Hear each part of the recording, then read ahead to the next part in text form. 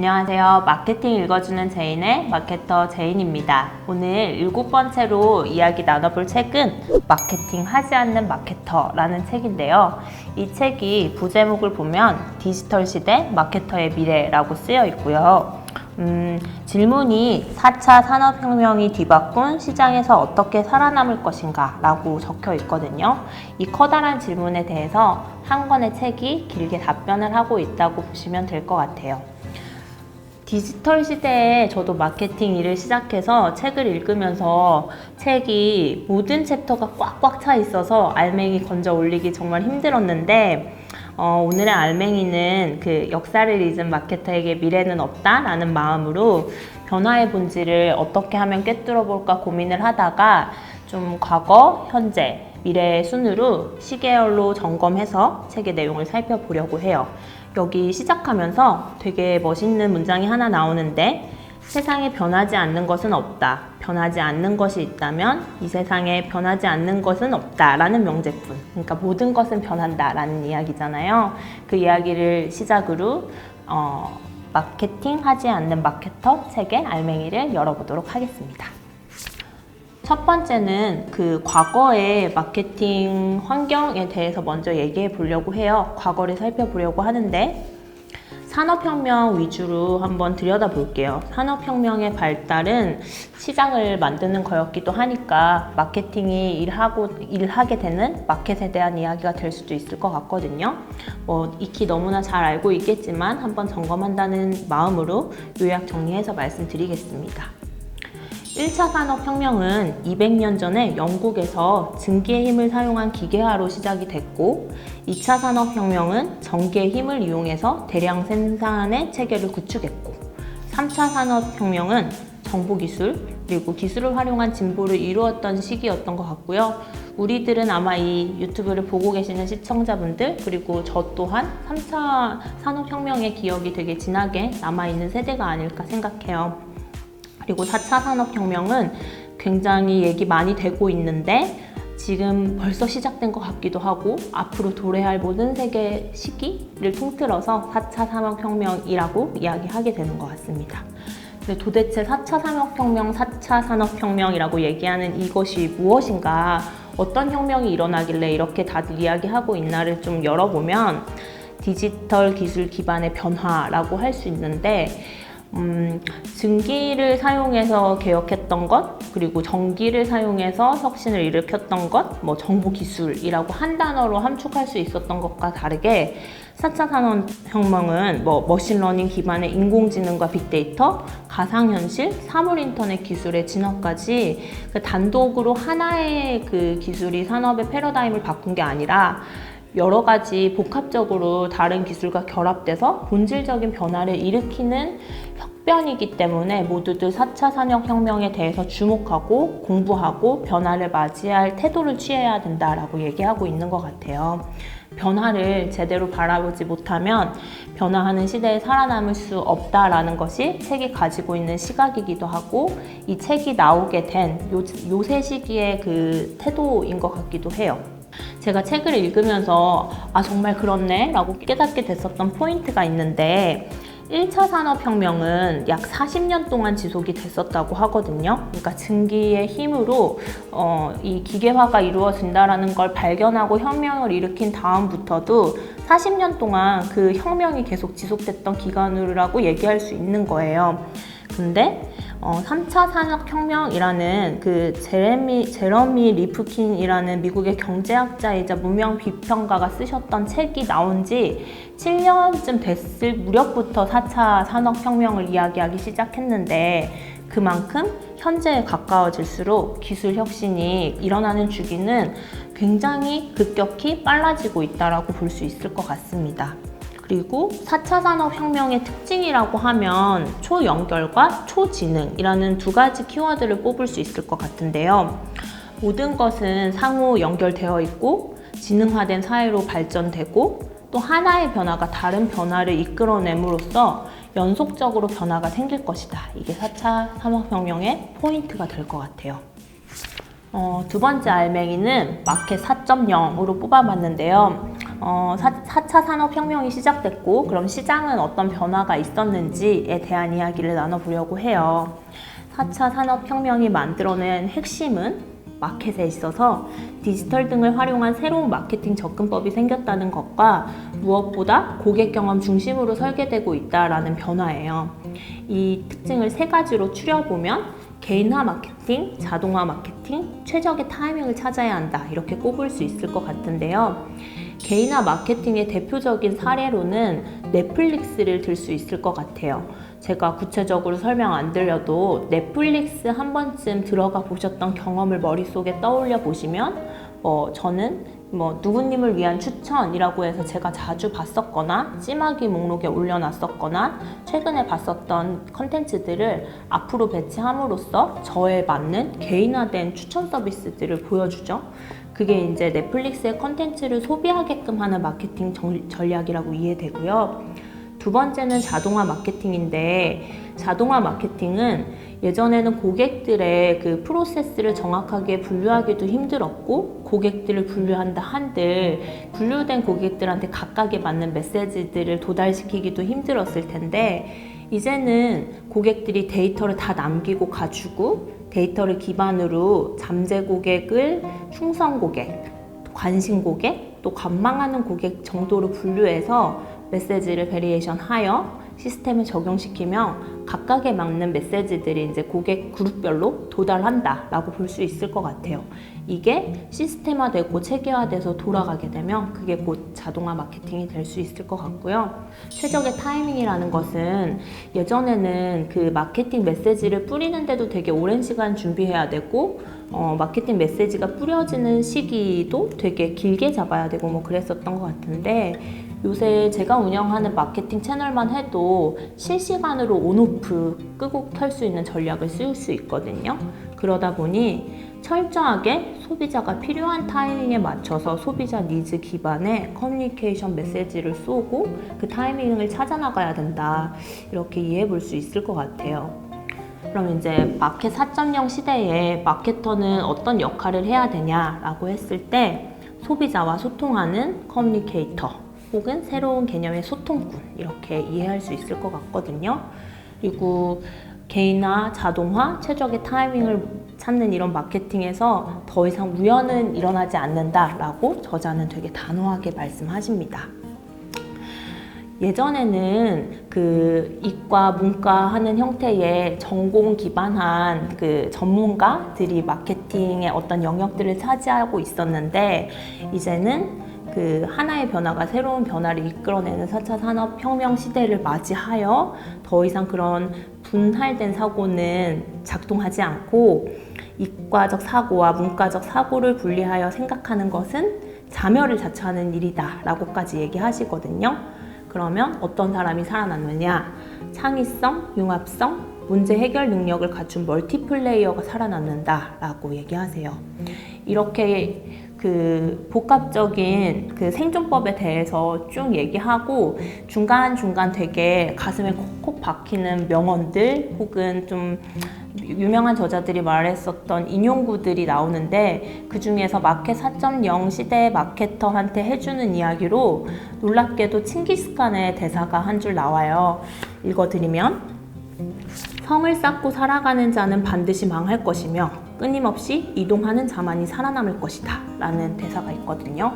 칭기스칸 시대에도 그 성을 쌓고 고립되지 않고 계속 변화하고 이동하면서 새로운 세계로 확장했듯이 초연결되어 있는 우리 사회, 지금 이 시기에는 마케터들이 한 곳에 머물러 있지 않고 소비자들의 이야기에 귀를 기울이면서 계속해서 니즈를 발견하고 찾아나가고 메시지를 던지는 형태로 마케팅을 해나가야 되지 않을까 생각합니다. 세 번째 알맹이는 미디어 역할의 변화에 대해서 얘기해 보려고 해요. 미디어가 어떻게 변화를 해왔냐면, 그 자체로 시장이 변했다고 말할 수도 있을 것 같은데, 무슨 말이냐면 미디어를 중심으로 메시지가 전파되던 시대를 지나서 이제는 구독자와 시청자 중심으로 오디언스 시장이 만들어지고 있다라고 볼 수 있을 것 같거든요. 특히 우리나라는 2007년에 스마트폰 이용자가 인구의 0.7%였다가 10년이 지난 2017년도에 71.5%까지 증가함으로써, 그러니까 10명 중에 7명 이상은 스마트폰을 쓰고 있고, 사실 뭐 제 주위에는 10명이면 10명 다 쓰고 있는 것 같고, 이게 더 점점 더 보급률이 높아짐으로써 71.5%를 기록한 것보다 더 증가할 것이라고 예측하고 있거든요. 이거는 시장의 조사 사례 보고라고도 하고 있고요. 그러면 손에 쥐어진 모바일이 미디어의 중심이 된 시대가 됐잖아요.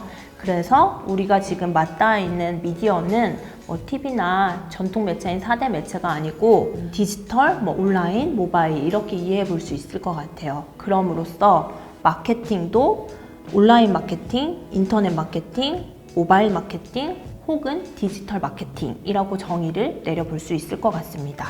디지털 마케팅이 중심이 된 시대에 마케팅의 미래를 이야기하는 책이니까 디지털 마케팅의 특징이라고 하면 무엇보다 소비자가 디지털에 흔적을 남기고 그 흔적을 쫓아가서 마케터들이 개인화된 맞춤형 제안을 하는 것이라고 볼 수 있을 것 같은데요. 디지털 마케팅의 특징을 3가지 정도로 다시 정리해보면, 첫 번째로 정량적 성과 측정이 가능하다라는 것, 두 번째로 정교한 타겟 마케팅이 가능하다는 것, 세 번째로 상호작용에 기반하고 있다는 것으로 들 수 있을 것 같아요.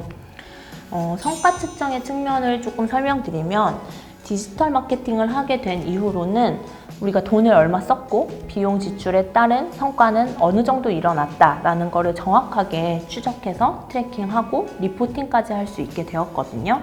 이게 기존의 전통 매체와는 다른 특징이 되고, 정교한 타겟 마케팅은 소비자가 디지털에 자신의 추적할 수 있는 데이터를 남겨줌으로써 우리가 특정 소비자를 타겟해서 광고 메시지를 뿌리고 싶을 때 남기고 간 데이터를 활용해서 메시지를 뿌리고 접근법을 시도할 수 있게 된 거죠. 이것도 전통 매체에서는 결코 시도할 수 없었던 특징인 것 같고요. 그리고 세 번째가 되게 중요해요. 상호작용에 기반하는 건데, TV 광고 같은 경우에는 TV 광고 보고 너무 좋아서 뭐 제품을 사건 그 브랜드의 옹호자가 되건 브랜드에 직접적으로 커뮤니케이션 하거나 표현할 길이 없었잖아요. 근데 이제는 뭐 매체에 댓글을 달 수도 있고 공감을 누릴 수도 있고, 심지어 댓글이 얼마 달렸고 뭐 공유는 어느 정도 일어났는지 성과 지표까지 측정을 할 수 있으니까 상호작용에 의한 트래킹 지표들을 다시 리포팅을 할 수 있는 마케팅 기법들이 펼쳐지고 있는 시대에 살고 있어요. 저자는 이러한 3가지 특징이 특히 상호작용에 기반할 때 되게 진정한 의미를 갖는다고 힘주어서 말씀하시고 계신데요. 그 상호작용에 기반한다라는 거는 반응을 볼 수 있는 것이 중심이 아니고, 인터랙티브의 진정한 의미는 상호작용을 통해 내러티브를 만들어가는 과정이라고 설명하심으로써 기록 그 자체보다 기록이 남겨질 정도로 이 상호작용된 어떤 끈끈한 끈, 그리고 진정한 소통, 이런 것이 디지털 시대에 중요한 의미를 갖는다라고 이야기하고 계십니다. 76페이지에 지금까지 말씀드렸던 디지털 마케팅의 포인트를 한 문단으로 정리해서 쓰여진 문장이 있어서 읽어드리겠습니다. 디지털 마케팅은 좀 더 통합적인 고민을 필요로 한다. 콘텐츠를 고려할 때 미디어를 함께 고민해야 하고, 때로는 마케팅 시기와 고객층의 실시간 반응까지 고려하는 상호작용성이 강한 마케팅이다. 이것이 디지털 마케팅의 속성, 본질이라고 할 수 있을 것 같습니다. 디지털 마케팅에 대한 이야기를 하면서 저자는 디지털 마케팅 자체가 마케팅의 대표 용어가 될 것이라고 예견하고 계세요. 또한 마케팅을 한다는 것이 바로 디지털 마케팅을 하는 것으로 해석되는 시기가 곧 올 것이다 라고도 이야기하십니다. 그러니까 저자의 의견대로라면 우리가 어디 가서 저 마케터예요 라고 얘기했을 때 이꼴 디지털 마케팅을 하고 있습니다 라는 업무 속성으로도 풀이될 수 있을 것 같아요. 또한 1970년에서 80년대까지는 제품과 시장에 집중되던 시기였고, 1990년대에는 4대 전통 매체가 확대되면서 광고와 커뮤니케이션에 집중하던 시기였다면, 2000년대 이후에는 통합적인 브랜딩 관리가 요구되는 시기라고 의견을 제시하고 계시거든요. 그러니까 2000년대 이후 2019년을 사는 우리들은 더 이상 마케팅을 한다라고 했을 때 단편적인 광고가 아니라 커뮤니케이션을 종합적으로 이해하고 브랜딩까지 확장하여 관리하는 개념으로 받아들여야만 할 것 같아요. 네 번째 알맹이는 고객 접근의 변화입니다. 이제 미디어를 살펴봤으니까 고객들은 어떻게 접근이 달라지고 있는지를 살펴보려고 하는데요. 우선 과거에 1898년에 엘모 루이스라는 분이 고객 구매 여정에 대해서 그 단계적 소비 형태를 모델화하셨던 게 있대요. 이게 한 번쯤 들어보셨을 수도 있을 것 같은데 AIDA 모델이라는 것이에요. 뭐냐면 주의를 먼저 끌고 관심을 가진 고객들이 생기면 그 중에서 욕구를 갖게 되고 그 다음에 구매하는 행동을 한다라고 볼 수 있을 것 같고요. 조금 시간이 지나서 1920년대 들어서는 롤랜드 홀이라는 분이 욕구와 행동 사이에 메모리, 기억을 끼워 넣음으로써 AIDMA라는 고객 구매 여정의 모델을 제시하셨어요.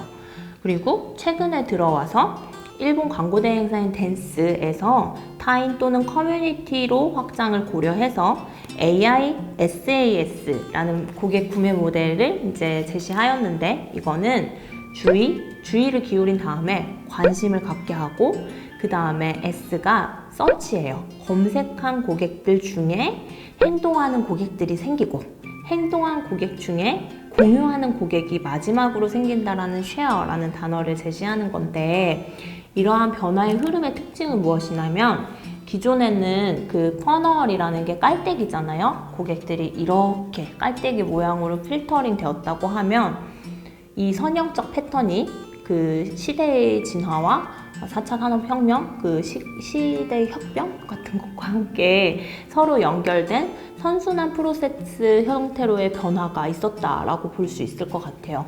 쭉 떨어지는 것이 막 쉐어를 하면서 이렇게 왔다 갔다 하는 형태로 선순환 프로세스 형태로 이게 이렇게 떨어지다가 이렇게 가는 게 될 것 같네요.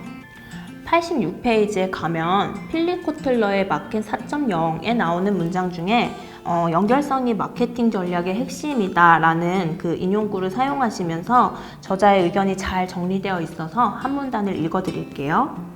첫째, 연결성 이전의 시대에는 소비자가 브랜드에 대한 태도를 자신이 직접 결정했지만 연결성 시대에는 소비자를 둘러싼 커뮤니티의 영향을 받는다고 한다. 둘째, 연결성 이전에는 로열티를 고객 유지와 재구매로 정의했지만 연결성 이후 시대에는 재구매를 하지 않거나 현재 그 제품을 사용하지 않더라도 그 브랜드를 기꺼이 추천하는 것이 중요하다고 말한다. 그러니까 예전에는 단선적인 형태의 퍼널 단계에서는 전환 액션을 해야만 브랜드의 충성도를 가진 유의미한 고객으로 바라봤다면 이제는 공유하고 쉐어하는 형태의 고객들이 선순환 형태로 생겼기 때문에 구매 결정을 하고 그 사람이 재구매를 하지 않더라도 좋은 영향을 브랜드에 끼치는 고객으로서 정의할 수도 있다라는 의견의 제시인 건데요.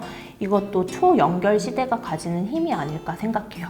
그리고 필립 코틀러 마켓 4.0에서는 우리가 지금까지 살펴봤었던 그 고객 소비 형태 모델의 또 새로운 모델 하나가 제시되는데 OA라고 볼 수 있을 것 같아요. OA가 뭐냐면 인지, 호감, 질문, 행동, 옹호로 정리되는데 용어가 중요한 건 아니지만 다시 한번 생각해보면 인지했던 고객이 호감을 가지게 되고 그 호감을 통해서 이 제품이 정말 좋나? 이 브랜드가 내가 찾으려고 하는 그 니즈에 부합하나? 하는 질문을 갖게 되며 그리고 나서 행동하는 의사결정을 하고요.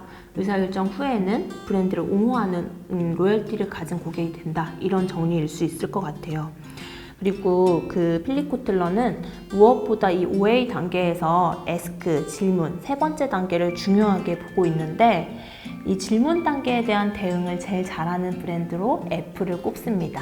애플은 생각해보면 어떤 그 제품이 하나 출시되기 전에 이 제품이 시장에 어떤 역할을 할 것인지 고객들의 질문을 파악해서 미리 컨텐츠를 되게 많이 배포하고 제품이 출시된 이후에도 그 제품에 대한 직접적 설명보다는 그 고객들이 이 제품이 그래서 내 삶에 어떤 작동을 할 건데 같은 질문에 답하는 형태의 컨텐츠를 우리한테 보여줌으로써 잘 설득하는 브랜드가 아닐까 싶어요. 고객들이 이제는 너무 많은 콘텐츠 과잉의 시대에 살고 있기 때문에 콘텐츠를 어떻게 만들어내느냐가 마케터가 가진 중요한 미션일 것 같은데, 구글이 2015년도에 되게 재밌는 자료를 발표했어요. 뭐냐면 주의 지속 시간에 대한 건데, 인간이 한 사물에 집중할 수 있는 시간이 2000년에는 평균 12초였다고 발표를 했거든요. 근데 2013년, 3년이 지난 후에는 평균 8초로 떨어졌다라고 발표를 했어요. 이 8초가 어떤 의미를 가지냐면 금붕어는 평균 9초라고 해요. 그러니까 인간은 이제 금붕어보다 한 사물에 집중할 수 있는 그 시간이 짧은 생물이 된 상황에 놓여져 있는 것 같아요. 이유는 컨텐츠가 너무 많고 봐야 될 광고도 너무 많고 정보 과잉의 시대에 살고 있고, 우리는 하나의 단선적인 연결이 아니고 되게 다변적인 변화에 놓여져 있기 때문이 아닐까 싶거든요. 이 의견은 필립 코틀러만 제시한 게 아니고 저명한 마케팅 전문가이기도 한 세스 고딘도 같은 비슷한 이야기를 했어요. 컨텐츠 마케팅은 마케팅 중에 마지막으로 남을 만한 유일한 마케팅이라는 이야기를 했는데, 이 이야기를 하신 배경은 컨텐츠 과잉의 시대에 마케터는 스토리텔러가 되어서 컨텐츠 그 자체를 팔아야만 살아남는다라는 의견으로 제시된 문장이 아닐까 싶습니다. 또한 정보 과잉의 시대가 정말 도래했다라는 걸 구글의 지도자인 에릭 슈미트가 2010년에 말했었던 내용에서도 발견할 수 있어요. 2003년까지 인류가 만들어낸 정보보다 최근 이틀간 만들어낸 정보의 양이 훨씬 더 많다라는 이야기를 2010년에 했다고 하니까 2000년 이후에 우리가 4차 산업혁명이 이제 시작되고 있다, 그 중간에 살고 있다라고 하는 동안에 얼마나 많은 쏟아지는 정보 속에 살고 있는지 알 수 있는 이야기가 되겠습니다.